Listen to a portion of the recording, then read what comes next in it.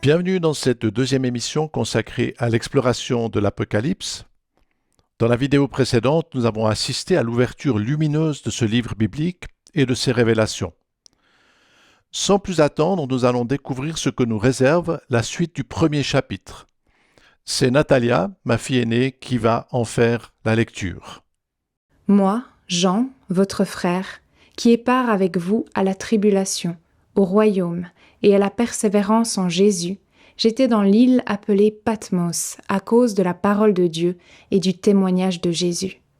Je fus saisi par l'Esprit au jour du Seigneur, et j'entendis derrière moi une voix forte, comme le son d'une trompette, qui disait « Ce que tu vois, écris-le dans un livre, et envoie-le aux 7 églises, à Éphèse, à Smyrne, à Pergame, à Thyatire, à Sardes, à Philadelphie et à Laodicée. » Je me retournai pour savoir quelle était la voix qui me parlait, et après m'être retourné, je vis 7 chandeliers d'or, et au milieu des 7 chandeliers, quelqu'un qui ressemblait à un fils d'homme, vêtu d'une longue robe et ayant une ceinture d'or sur la poitrine. Sa tête et ses cheveux étaient blancs comme de la laine blanche, comme de la neige. Ses yeux étaient comme une flamme de feu. Ses pieds étaient semblables à de l'airain ardent, comme s'il avait été embrasé dans une fournaise. Et sa voix était comme le bruit de grandes eaux. Il avait dans sa main droite 7 étoiles. De sa bouche sortait une épée aiguë à 2 tranchants, et son visage était comme le soleil lorsqu'il brille dans sa force. Quand je le vis, je tombai à ses pieds comme mort. Il posa sur moi sa main droite en disant « Ne crains point, je suis le premier et le dernier et le vivant. J'étais mort, et voici, je suis vivant au siècle des siècles. Je tiens les clés de la mort et du séjour des morts. Écris donc ce que tu as vu, ce qui est et ce qui doit arriver ensuite, le mystère des 7 étoiles que tu as vues dans ma main droite et des 7 chandeliers d'or. Les 7 étoiles sont les anges des 7 églises, et les 7 chandeliers sont les 7 églises. » Une rencontre éblouissante. Quand je le vis, je tombais à ses pieds comme mort. Quelle rencontre! Jean avait pourtant eu le privilège d'accompagner Jésus.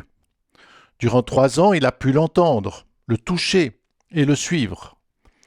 Avec les miracles, il a vu sa puissance. À travers sa résurrection, il l'a vu vaincre la mort.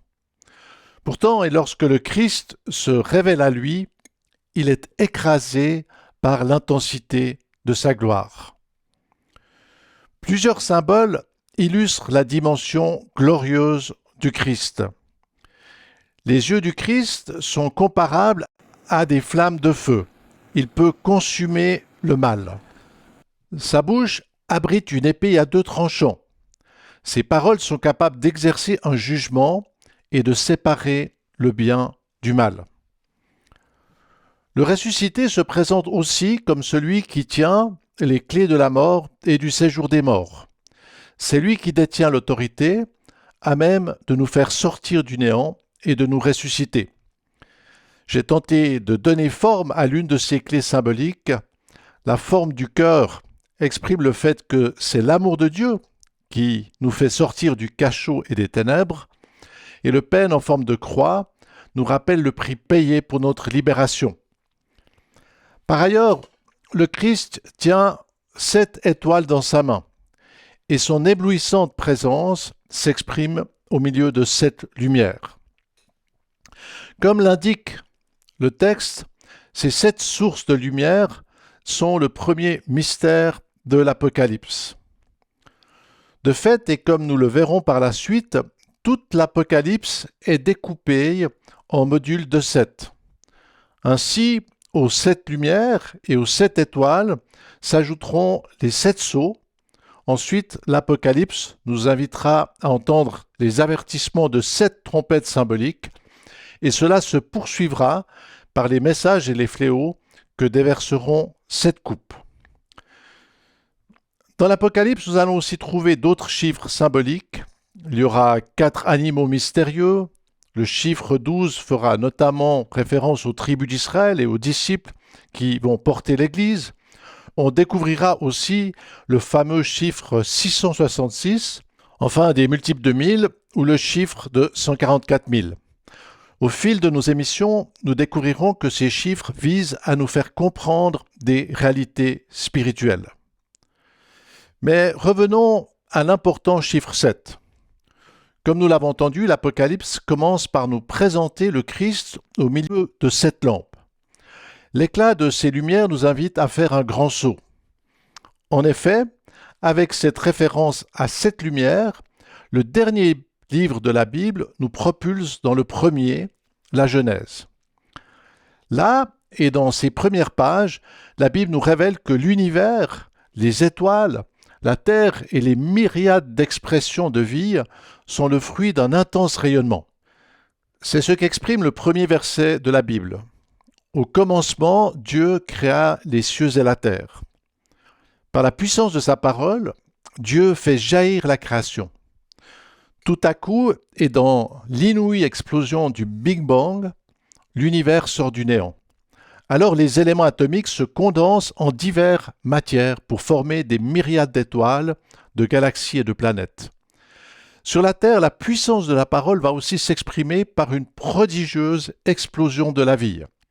Notre planète se couvre de verdure et une multitude d'espèces biologiques peuplent les eaux, les airs et la terre. À la fin, les hommes sont créés et comme un aboutissement, ils reçoivent la capacité d'établir une relation en esprit avec leur Créateur. Ainsi, et de manière extraordinaire, la Bible et la science nous révèlent que l'univers et l'humanité sont le fruit d'une parole divine et d'un jaillissement de lumière. C'est un aspect essentiel et déjà dans son évangile, l'apôtre Jean, l'auteur de l'Apocalypse, nous parle de l'implication de cette lumière divine dans la création de notre monde. Au commencement était la parole, et la parole était avec Dieu, et la parole était Dieu. Elle était au commencement avec Dieu.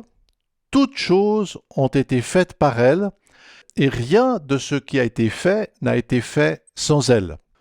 En elle était la vie, et la vie était la lumière des hommes. Le Christ est le porteur de la parole. Il est la lumière divine et la source qui met en forme notre monde par la puissance de l'Esprit de Dieu. C'est encore cette implication lumineuse du Christ que Jean souligne dans sa première épître, ce qui était dès le commencement. Le fait que le Christ apparaisse au milieu de cette lumière n'est évidemment pas un hasard, et cela nous amène à réfléchir à la signification du plus important symbole du judaïsme. En effet, et comme en parle le livre de l'Exode, il y a environ 3000 ans, Moïse a été chargé par Dieu de réaliser un chandelier porteur de 7 lampes. Cet objet symbolique et au design céleste sera fabriqué en or massif. En hébreu, ce chandelier se nomme Menorah, ce qui signifie « qui provient de la flamme ». Il était constamment allumé dans le temple de Jérusalem. La portée symbolique du chandelier est immense, car comme un écho au récit de la Genèse, ses branches sont portées par un tronc central qui, de sa source, fait jaillir les 7 flammes de la création. Pour bien nous montrer que ces lumières ne sont pas des journées de 24 heures, la Bible ne fait apparaître le soleil et les luminaires que le 4e jour. Cette supériorité du rayonnement divin sur les choses physiques s'exprime aussi avec le 7e jour. Il n'a pas de soir, cette lumière est sans fin et éternelle. Chose très intéressante et souvent ignorée, dans la Genèse, le texte découpe les 7 jours de manière à dessiner la forme symétrique du chandelier. En effet, le premier jour, qui parle de la lumière, établit un lien avec les luminaires du 4e jour. Le 2e jour et le 5e jour parlent de l'eau. Enfin, la 3e et la 6e expression de lumière sont dédiées à la terre et à ses créatures. À la manière d'un arbre, les 3 paires de lumière mettent en forme les divers développements de la parole de Dieu. De fait, et comme l'illustre la structure de la Ménorah, toutes les choses créées ne sont que des branches secondaires. Dieu est la source de tout, et tout absolument, tout ce que nous sommes et ce qui nous entoure est le fruit d'un jaillissement invisible. Pour trouver et rencontrer le Créateur, il faut accéder à la lumière qui jaillit de la colonne centrale. C'est ce qu'exprime le rôle du Shabbat pour les Juifs. Dieu ne se trouve pas dans la création, mais dans une relation en esprit avec lui. C'est aussi en soulignant l'importance de cet axe que l'Apocalypse débute avec le Christ au centre. Il est le porteur de la vie, en lui se trouve la vraie vie. Ces éblouissantes révélations nous permettent de comprendre ce qui se passe lorsque les hommes rejettent leur Créateur. Ainsi, et comme le rapporte la Genèse, dans une terrible ingratitude, les hommes vont choisir de suivre et de s'associer au diable. En se prosternant devant lui et en l'adorant, ils cassent leur relation avec Dieu. L'ampleur de ce drame s'exprime dans l'intense souffrance du Créateur, qui est alors contraint d'aller rechercher ce qu'il aime. Cette immense tristesse divine s'exprime dans ce verset. Mais l'Éternel Dieu appela l'homme et lui dit « Où es-tu » Par son arrogance, l'homme s'est détaché et Dieu le cherche.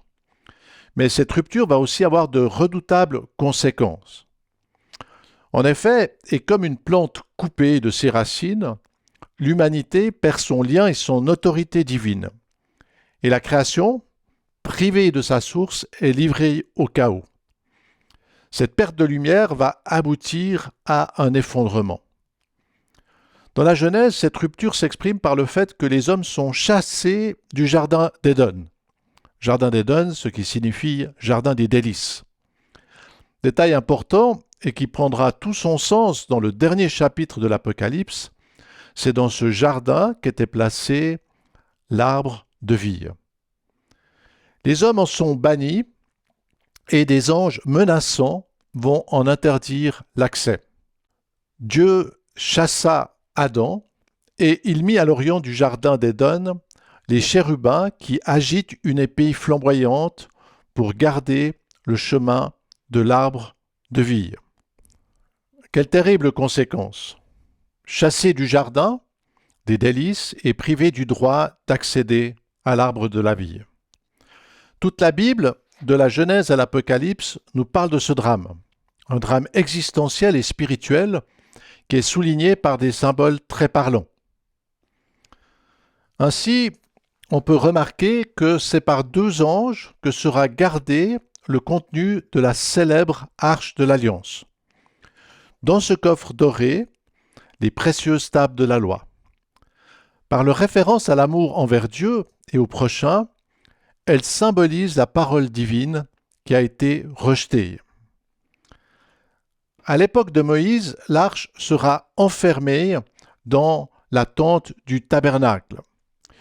Ce temple de toile et portatif visera à mettre en forme une révélation céleste. Regarde et fais d'après le modèle qui t'est montré sur la montagne. On pourrait évidemment parler longtemps du tabernacle et du rôle qu'il a joué pour les Juifs.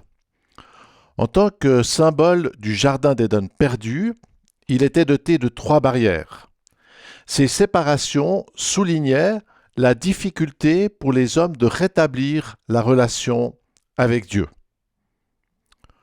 Plus tard, soit environ 1000 ans avant la venue du Christ, le tabernacle va être remplacé par une version en pierre. C'est le célèbre temple de Jérusalem édifié par le fils de David, Salomon. Comme dans le tabernacle, le temple dispose de 3 barrières, La première pour se rendre dans l'enceinte, le parvis. La deuxième pour accéder au lieu saint. Et enfin, la partie la plus importante, le lieu très saint. C'est dans cette salle cubique de 11 mètres de côté que l'arche de l'Alliance sera déposée. Dans cet espace, elle sera gardée par 2 immenses anges de 5,5 mètres de large. Un voile épais et doté de chérubins fermera l'entrée de cet espace sacré et inaccessible. Exactement 1000 ans après sa construction, le temple et ses redoutables gardiens vont servir à nous révéler le don inouï que le Christ va faire pour les hommes. Ainsi, et alors qu'il donne sa vie sur la croix, dans le temple, le voile épais et qui formait la dernière barrière se déchire. Les chérubins s'effacent, car l'accès à la vie est désormais ouvert. Comme nous le verrons dans la suite, le temple et bien d'autres éléments bibliques se retrouvent dans l'Apocalypse. Ils visent à nous révéler des choses essentielles. Grâce à ces symboles, nous pourrons comprendre des réalités invisibles et qui concernent l'avenir du monde et de l'humanité. Notons que ces révélations ne visent pas à augmenter nos savoirs. Elles nous invitent à prendre conscience des choix déterminants qui nous concernent. Allons-nous venir à la lumière du Christ ou allons-nous nous enfermer de façon arrogante dans le mal? Vie ou mort, lumière ou ténèbres, c'est dans les grands enjeux de ces choix que vont nous conduire les prochains épisodes sur l'Apocalypse. Voici encore une petite annonce. En effet, dans cette émission, j'ai parlé des liens étonnants entre la Bible et ce qu'a découvert la science. Ces aspects passionnants m'ont conduit à écrire un livre qui s'appelle Arborescence. Ces thèmes bibliques et scientifiques sont aussi traités dans une série de vidéos. Tout cela est disponible sur le site de Shekinah.com. Alors voilà, à tout bientôt dans la poursuite de notre exploration de l'Apocalypse et de ses mystérieuses révélations.